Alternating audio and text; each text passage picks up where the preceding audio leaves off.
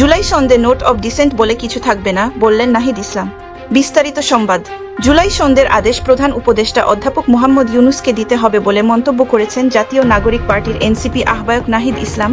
একই সঙ্গে তিনি বলেন, জুলাই জাতীয় সন্ধে নোট অব ডিসেন্ট ভিন্নমতো বলে কিছু থাকবে না। আজ শুক্রবার দুপুরে বাংলা একাডেমির কবি শামসুর রাহমান সম্মেলন কক্ষে আয়োজিত এক অনুষ্ঠানে এ কথা বলেন নাহিদ ইসলাম।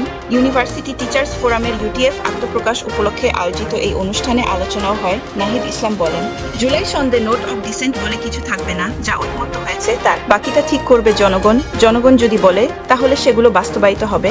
খুব দ্রুত সময়ে জুলাই সন্ধ্যের আইনি ভিত্তির মধ্য দিয়ে জাতীয় নির্বাচনের দিকে যাওয়ার আশা প্রকাশ করেন এনসিপির আহ্বায়ক। তিনি বলেন, আমরা গণভ্যুত্থানের আকাঙ্ক্ষাকে ধারণ করে বাংলাদেশকে সামনের দিকে এগিয়ে নিয়ে যাব।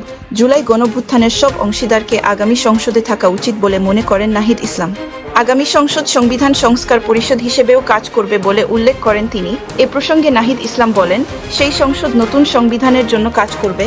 যারা শিক্ষক আছেন অবশ্যই তাদের সেখানে অংশগ্রহণ প্রয়োজন।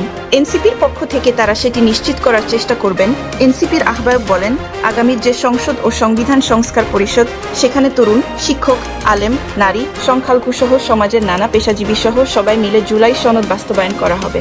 এর আগে অবশ্যই তাদের এখনকার দাবি গণভোট। জুলাই সন্ধ্যের আদেশ অধ্যাপক মোহাম্মদ ইউনূসকে দিতে হবে। অনুষ্ঠানে ইউটিএফ এর কেন্দ্রীয় আহ্বায়ক কমিটি ঘোষণা করা হয়। আহ্বায়ক ঢাকা বিশ্ববিদ্যালয়ের অধ্যাপক মোহাম্মদ সিরাজুল ইসলাম, সদস্য সচিব ঢাকা ইন্টারন্যাশনাল ইউনিভার্সিটির অধ্যাপক শামীম হামিদি।